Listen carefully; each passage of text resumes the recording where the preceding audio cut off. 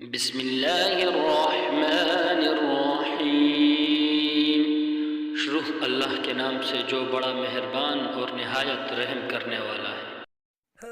السلام علیکم ورحمۃ اللہ وبرکاتہ۔ امید ہے کہ تمام احباب خیر و عافیت سے ہوں گے۔ سب سے پہلے آپ صلی اللہ علیہ وسلم پر درود کا نذرانہ۔